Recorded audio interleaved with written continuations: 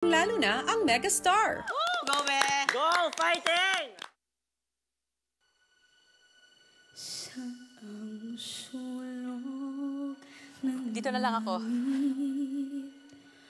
kung matatagpuan kapalarang di natitikman sa pangarap lang namastan.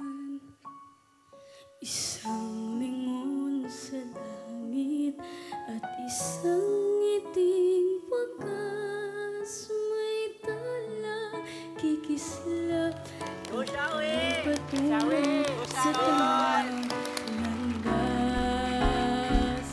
Unti-unting mararating kalangitan at bituin. Unti-unting kinabukasan ko'y magniningning. At ngayon, teka'y naramdamin.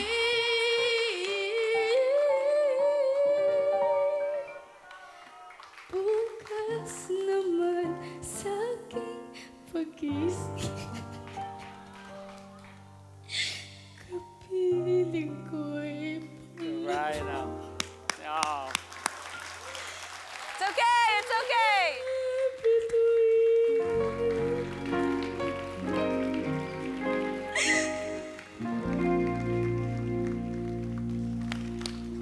Oh my goodness, ba't ka naiiyak? Teka. Anong pangalan mo? Zaira Peralta po. Nung nag-umpisa ka na ng pagkanta, parang nakita mo na kaming lahat biglang umatras sa aming mga... Okay, kay Sharon na to. Meron na siyang narinig sa boses mong special. So, congratulations to you. Naramdaman namin na naging emotional ka, kinabahan ka, pero minor na lang yun. Aayusin yun ni Coach Sharon. Siguro nadala din sa pag-iyak mo nung umikot na siya. Doon na nag-umpisa. Kaiyak! Kaya nga. Hey, Zaira, yung paborito kong part sa buong audition na yun, performance yun, yung umiyak ka. Tapos, kasi naramdaman ko yung saya, yung tears of joy mo eh. Yeah. So, napasmile na lang ako. So, maraming salamat sa moment na yun para sa akin. Yun na. Hi, Zaira. Hello. Meron akong pelikula na ginawa ko nung mga 19 ako. Ang tawag sa kanya, Bituing Walang Ningning.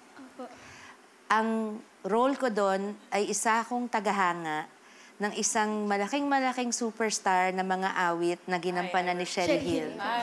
Naalala mo yon? Opo. Napanood mo ba yung ending nun? Alam ko lang po yung lines. Ano yun? You're nothing but a second grade trying hard. Copycat! Ganun po. Ayan.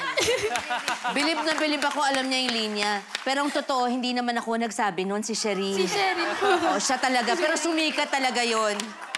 Oh, yan ang talaga sumikat doon, hindi pa ako. Di bale, si Sherry naman, mahal ko. Ang ending noon, si Dorina pa rin ang pinakamalaking tagahanga ni Lavinia. Pinasa niya ang koronang talaga namang para kay Lavinia at give up niya yung kasikatan at yung entablado para sa pag-ibig. Ngayong gabi, in spite of yung mga narinig kong medyo gusto kong itama, ako naman magbibigay ng sampagita sa iyo. Kasi natouch ako dun sa pagkita mo sa akin, umiyak ka eh. So, minsan ako naman dapat magbigay nito. Maraming salamat sa pagpili mo sa kanta ko. Thank you. Thank you. Thank you very